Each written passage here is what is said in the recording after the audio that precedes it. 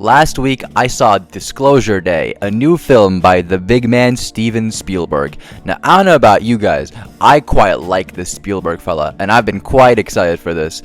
And not only did it look great, but it was also divisive. The only thing I like more than going to the theater to see a great movie is to see a divisive one. And now that I've seen it, well, I'm gonna be completely honest. This movie broke my brain. I legitimately cannot stop thinking about it. It doesn't work. It shouldn't work. And yet, I kinda loved it. This is simultaneously the greatest movie of all time, and somehow also just so mediocre. The plot is just nonsensical. There's so many things that go unexplained, and more so just don't make sense at all. If you're someone who's bothered by that stuff, you will hate this movie. Personally, it's a case-by-case basis, and this is a movie that's not really worried about the plot. It embraces not making sense in favor of evoking a feeling out of its audience.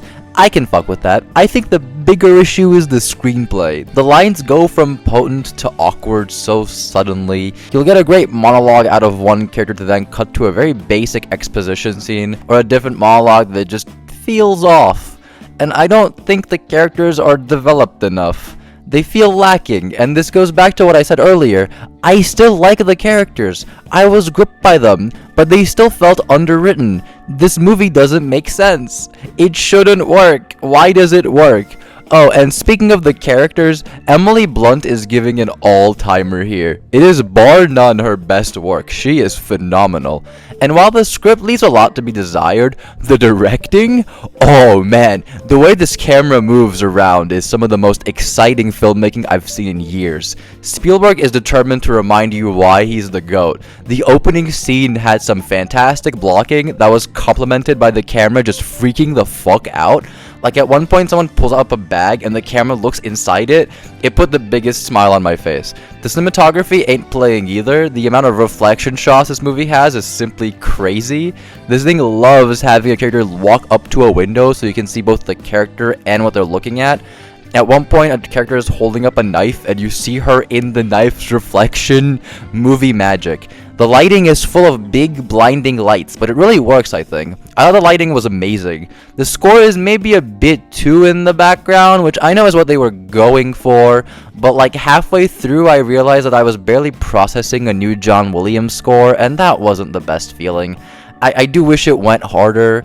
The visual effects aren't the best, but I do think that is what they were going for.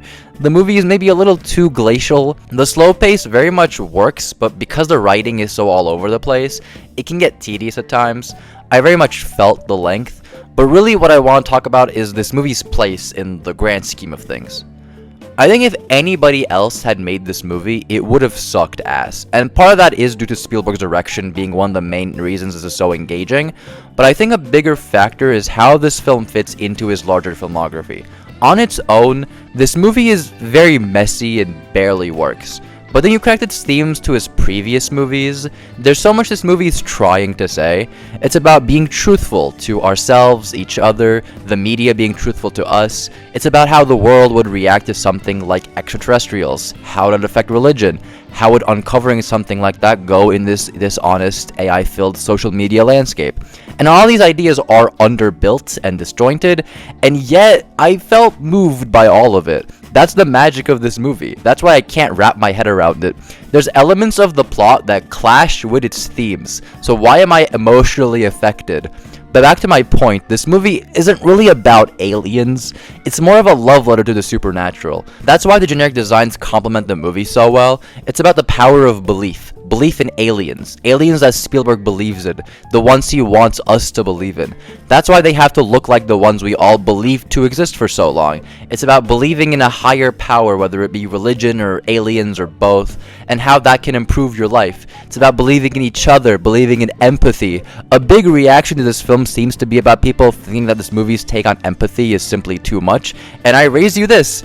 That's the point. That's why it's in the movie. It's not realistic. It's the ideal we should strive for. We need to believe that empathy can take us this far. And again, this movie has a really weird depiction of empathy, and it's kind of weaponized and not good. The screenplay is fighting against itself, but I was still on the edge of my seat. The movie ends on a note that simply asks you to believe. And I think that works so well, because Spielberg's filmography is about believing. This movie has homages to so many different movies he's done. Obviously, Close Encounters with making a movie about aliens that's more the reaction to the aliens, but this movie is honestly more so Minority Report with the whole like on the run thriller elements it has, and the bright lights and the blue cinematography is definitely reminiscent of that movie more than anything else. There's a train sequence that felt straight out of Indiana Jones. There's elements of E.T. in there. I'd even say some filmmaking aspects to it, like The Fabelmans. The actual Disclosure Day itself feels like The Post. Hell, the evil government trying to stop them felt like Ready Player One. This movie works because its themes about the beauty in believing and simply how cool the supernatural is are complemented by 50 years full of movies that function on these ideas. Whereas The Fabelmans was a movie that reframed his previous work, this one feels like the culmination of his whole filmography. The beauty in the abstract is the thesis of this movie, and also the thesis of, well, all of it. This movie is about a feeling I cannot articulate, but a feeling I felt. It's not his best, it is very messy, but it is also so earnest, so beautiful, so moving. Every scene was a gamble on whether I'd be confused and frustrated or confused and charmed. This movie just confuses me. It shouldn't work. So why does it? 7 out of 10.